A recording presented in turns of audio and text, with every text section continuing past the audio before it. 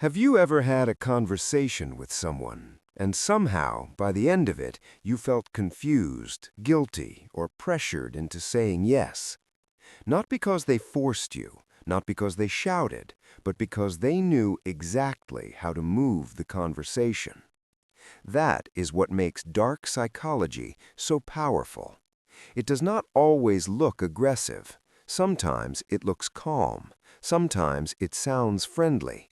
And sometimes the most controlling person in the room is the one speaking the softest. So here are 5 dark psychology tricks people use to influence others without them noticing. And once you understand them, you'll start recognizing them everywhere. The first one is the illusion of choice. This happens when someone makes you feel like you are choosing freely, but both options already benefit them. For example, they don't ask, "Do you want to help me?" Instead, they ask, "Do you want to help me today or tomorrow?" Notice what happened. They removed the option of saying no. Now your brain is focused on choosing between 2 options instead of asking whether you want to do it at all. This works because people like to feel in control. When someone gives you options, your mind relaxes. It feels fair. It feels polite. It feels like you have power. But sometimes the choice is only an illusion. This happens in relationships, sales, friendships, and even family situations. Someone might say, "Are you going to apologize now or after you calm down?" But both options assume you are already wrong. The way to protect yourself is simple. When someone gives you 2 choices, pause and ask yourself, is there a third option? Because sometimes the strongest answer is not option A or option B. Sometimes the answer is, no, I'm not doing either.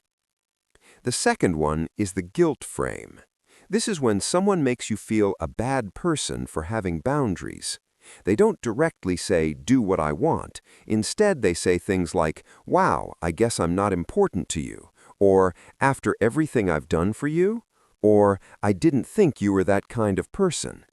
This works because most people don't want to feel selfish, so instead of making a decision based on what is healthy, they make a decision based on avoiding guilt. And that's where the manipulation begins. The person doesn't need to convince you logically, they only need to make you emotionally uncomfortable enough to give in.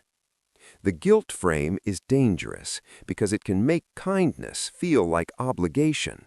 You stop helping because you want to help. You start helping because you're afraid of what will happen if you don't. But there's a difference between someone expressing pain and someone using pain as a weapon. A healthy person says, "That hurt me." A manipulative person says, "You hurt me, so now you owe me." And that difference matters. The third one is calm pressure. Some people don't pressure you by being loud. They pressure you by staying extremely calm while making you feel unreasonable. They speak slowly. They lower their voice. They look at you like you're overreacting. And suddenly, even if you had a valid point, you start questioning yourself. You think, am I being too emotional? Am I making this bigger than it is? Maybe I'm the problem. This is how calm pressure works. The person doesn't need to prove you wrong. They only need to make your reaction look bigger than their behavior.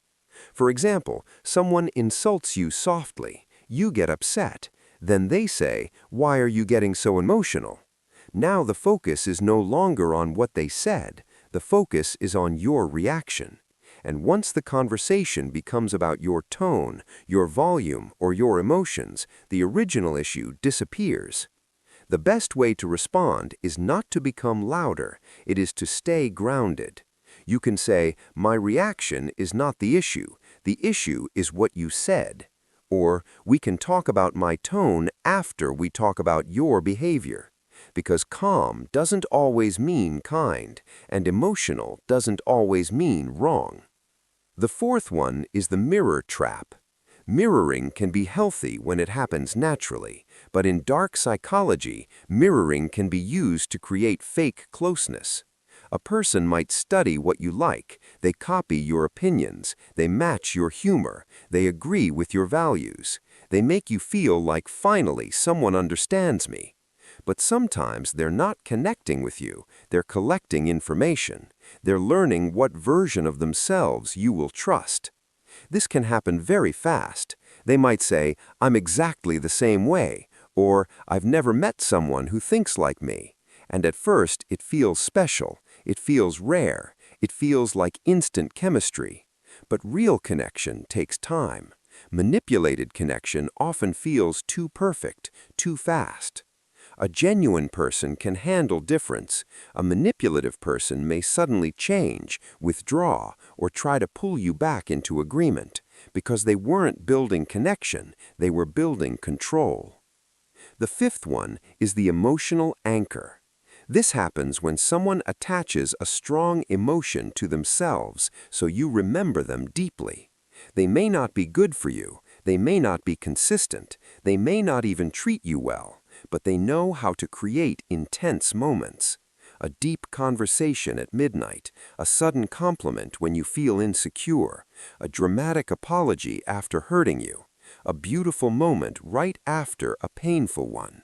And because the emotion is strong, your brain remembers it. This is why some people become hard to forget, not because they were good for you, but because they created emotional intensity. One day they're warm, the next day they're distant. One day they make you feel chosen, the next day they make you feel invisible, and your brain starts chasing the version of them that felt good. Real love feels safe. Manipulation feels like confusion with small moments of sweetness. And once you understand that, you stop asking, "Why can't I forget them?" And you start asking, "What emotion did they train me to chase?" Dark psychology isn't always obvious. Sometimes it's hidden inside normal conversations, inside guilt, inside fake choices, inside calm voices, inside fast connection, inside emotional highs and lows. And the most dangerous part is this: manipulation often works best when it doesn't feel like manipulation. It feels like pressure. It feels like confusion. It feels like guilt. It feels like chemistry. It feels like love. But the more you understand these patterns, the harder it becomes for people to use them against you, because awareness gives you distance, and distance gives you power. So the next time someone makes you feel rushed, guilty, confused, or emotionally trapped, pause, ask yourself, am I choosing freely? Am I responding from peace or pressure? Is this connection real, or is it being created too fast? Because sometimes the strongest way to control a situation is not by controlling others, it's by finally noticing when someone is trying to control you.